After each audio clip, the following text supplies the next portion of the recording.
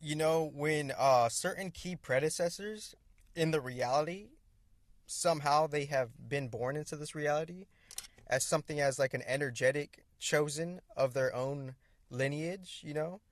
Like, because obviously, like, the chosen thing could be like a context thing, right? So I'm just saying, like, sometimes the chosen program, it's like hella fluffed out and fabricated with like people using that just as a mind program on top of like just something that's just not pure consciousness, because when certain predecessors tell us all is self, we that's a fatty truth, that fatty truth that certain predecessors are saying all is self, because when we're studying things like pretty much anything, right? Studying things like quote unquote astrology and human design, the deeper way to look at it is, what is that really saying? What is that really describing? The like these astrology, like if we like quote unquote like see the relationship to like certain predecessors saying all is self, it's all everything, it's a fat, spiritual truth, right? And then like we could see the astrology as a surface level tool, and that surface level tool, that all of these different attributes and characteristics, it's describing the deep dark chaos divine mother. And that deep dark chaos divine mother, she is like pretty much all of it as well, like everything is part of the dark mother, right? So the dark mother is having new creations in a new sophisticated way, in surface level differentiation complex creation ways, such as there are different characteristics and personality archetypes coming out of different space time arrangements. Because when we're studying astrology and they're giving us a characteristic of a sliver of a portion of a whole being, a whole body being, aka the divine dark feminine mother, then the astrology is describing her in different modes and seasons. And as the astrology is describing like the divine mother, quote unquote, all itself, the fatty consciousness truth or whatever that we're barely processing, because that's what the predecessors gave us, right? End quote. And when the astrology is describing certain things, we have to ask, like, what is it really describing? If all is self, it's describing the dark mother, but there's like unique fragmentations of things, because all of these. I did an underground video that's like a key private video, a couple of them, and one thing I'm trying to say here is like the agencies are like they're also a surface level expression and fragmentation of like other holistic things, right, in consciousness, right? So like these agencies, they're just a fragment of a certain thing, and they're just caught up in the game, and they're caught up in their own quote unquote illusory competition, end quote, not good not bad.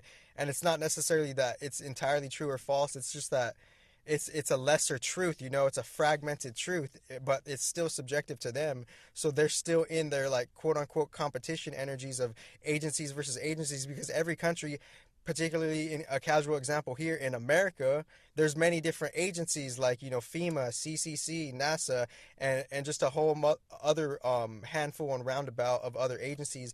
And within those agencies, they're still contrasting each other and quote unquote standardly opposing each other, not good, not bad. Just they're defining their own field, and within that, they're adapting at their own freaking rate, because they're caught up in certain surface level differentiation programs where they're caught up in just wherever they're at in their evolution, and they're seeming the reality as a competition when it's like we're all into this together, but they could play that subjective idea because God's allowing that intuitive free will to be a thing, right? So within the moon and Leo, I think Leo energy is like it could balance quote unquote evil pretty good, because it's fixating the energies of different types of fire. In the fixed signs, the mutable and the cardinal is like surface level solidified and consolidated. So Leo is kind of like a slowed down Aries and Sagittarius, most respectively. And within that key signature of the Leo energy, they could be like the quote unquote energetic chosen, end quote, to balance like and it doesn't have to be that. We're all the signs, first of all. I'm not saying it's just the Leos, but like within that energy of Leo, it could balance the quote unquote evil, end quote. And that evil, evil is not necessarily real. We're ultimately subjectulating it, meaning we're projecting our false perspectives and programs on a certain idea and concept, respectfully, original, open source, everything, thank you. And we're animating that idea with our thought energies based on the collective agreements of how we're collecting to energetically, metaphysically vote for that idea to be a thing in the reality, because we are the co-creators of the reality. Shout out to the predecessors. But that's only to some like percentage, right? Because obviously we don't know like the power of quote unquote like the celestial beings or whatever. And these astrological energies, they're describing how we're a part of the mother and we're coming from the mother in her division, because the astrology, it's kind of balancing the division perhaps to the wholeness of the mother, perhaps. So the astrology, and I took some notes before this video, and that's why I have a pretty good foothold with this or whatever. So, yeah, the organizations and the agencies, they're surface level fragments from the original gods, and everything that they're using are from different key celestial beings, most respectively, grounding 2012, the spiritual perspectives from there. And then I'm not going to say that one. I'll use these two different points I got two different points for a different video. And obviously when I'm in a different setting, I could go for hours. But this is the setting I find myself in. I have to clean my memory, and shout out to everyone doing their thing. So the moon, and so I didn't write as much notes as I would have liked to, but the moon in Leo, it's really signifying that we're responding to the energy. We're seeing like how the moon is in a certain field within a temperament field, and that temperament field, it's having a reciprocation energy where they're harvesting each other. The Leo constellation invites all the other planets to make a combustion effect within a new temperament. And as the Leo constellation is like, relative to the Earth constellation space field around the radius around the Earth, when the moons and the Earth is in a certain space, and those nearby planets, they're nearby, and those different constellations are at a different kind of different axis conjunction, quote unquote correlation angle, end quote, more or less, original open source.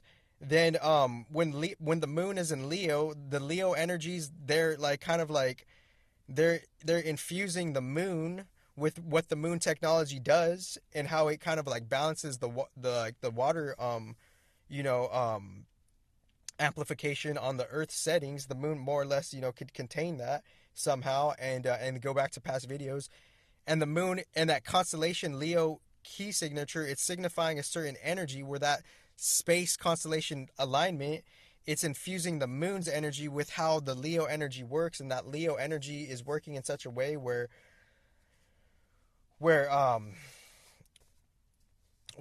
kind of fixating our we're fixating like kind of like the real we're just fixating like how consciousness turns into like different humans, respectively, in one sense. Like consciousness is turning into humans, right? And as consciousness is turning to humans, we're responding to that thing that's happening without the mind, and the moon is being charged up and fancied by consciousness turning into humans, Leo energy, right? So within that Leo energy, the moon's in Leo, and in human design, it's in gate 7, and gate 7 is the the quote unquote army, end quote. So there's a keynote in the Leo human design constellation where it's the I Ching gate is saying that's the army. So when I look at the army, that's also a low-key subjective thing, because we're all just trying to get in where we fit in, pretty much. And we don't necessarily know, like, if we don't know what like we're like if we don't know our purpose on a basic level, then we could be like out of our place, in like our natural self. Because let me just pause for a second.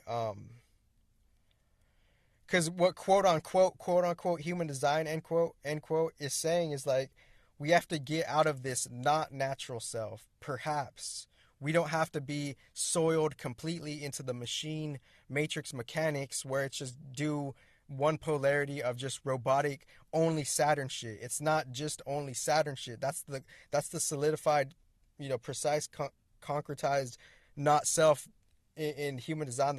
They'll key a term not self, but it's that not self is subjective for everybody else, so that's a not self thing, so within the moon being in Leo, we're feeling and charging and harvesting energies of Leo key signature energies, and those Leo key signature energies is how humans organize themselves respectively, because the because there's an organization within a faction of an agency, such as a concept called an army, right? And quote unquote, end quote, an army, right? And within that army, things organizes itself. It's somehow like it's like Pisces and Leo, they have a unique relationship too, because they're holding up certain key starting points and ending points, and there's just a key point right there, because all the zodiac signs relate to them differently, right? That's the whole thing about the synastry shit, right? So within that, so I'm getting a Leo and Pisces vibe here. But obviously, like you could find like relativeness within this transit today, because there's a transit happening. We're finalizing Scorpio season, the characteristics of Scorpio season. That main, the solar plexus, the emotional engine of the Divine Mother, is the sun. The sun itself is the Divine Mother's character. The sun itself is the Divine Mother's womb. Shout out to the fucking predecessors. The sun itself, that's the womb for the great divine cosmic mother, because the sun it's signifying the solar plexus and the emotions, and how the sun is a multifaceted energy combustion mechanism that is catering to other chakras for it to like complete the character and drive the character and respond to the surface level water front of consciousness. And the Divine Mother's doing that on the esoteric level. So that's the sun, that's Leo energy, that's sun energy. And Leo is the base beacon for the sun. So if Leo's the base beacon for the sun, it's kind of like settling the ego of the Divine Mother, most respectively, and going and directly going through the Divine Mother's chaos. That's Leo shit. It's there with the fucking royal families. It's there with the Regulus. It's there with the royal lions. It's there with the the peaceful Syrian and Lyran wars. It's there with all that fucking advanced ass fucking shit. And that's some serious turts. So and I'm at 12 minutes. My memory is really it's really it's really kind of like it's shifting. So I gotta like conclude this video. But the moon in Leo, sun in Scorpio, we're just shining a light, and getting like our physical our masculine feminine self, sun in Scorpio, it's responding to the power skills and the techniques and the tech, the techniques and the tech and the tech and the techniques. And that's sun in Scorpio. That's the conclusion of sun in Scorpio. And within that, we're going to use all of that, quote unquote, esoteric, quote unquote, magic craft already being before all of these fucking titles, respectively. Shout out to the original predecessors. That sun in Scorpio, we're kind of just like, we're on the surface level rise of where the divine feminine is on a different surface level pursuit of consciousness, and we're just the after effect of a whole different play we know nothing about, because we're the fragmentations of consciousness, and within our fragmentations we're growing to resonate within, we get in where we fit in different organizations. We'll resonate accordingly based on our soul and our surface level shit. That's the and the karmas too, right? Because if we don't mention the karmas, then the disclaimers are lost and the confusion is there, and then and then people's unnecessary suffering is there. So who's really solving the problems here? So within sun and Scorpio, moon in Leo, it's a powerful, that square of fixation. We're really signifying the fixation of the tech within organic consciousness, right? That's the square of sun and moon squaring in fixed Leo and fixed Scorpio, sun in Scorpio, moon in Leo. And then we could look to the Aquarius to complete the square, and and the Taurus. We're receiving that recent full moon charge, from just the general water journey, just the general collective esoteric water pursuit. The esoteric water pursuit is how the moon is its own individual technology working in our favor to power the human beings as well, and to have a reciprocative symbiotic relationship. The humans and the moon do that, and we have a symbiotic unconscious relationship with the moon. And now we're responding to moon and Leo, where Leo's key energies is like, this is hard karma pretty much. And then hopefully, like, I could activate my other phone and just do a new Sun and Sagittarius season episode. Thank you guys.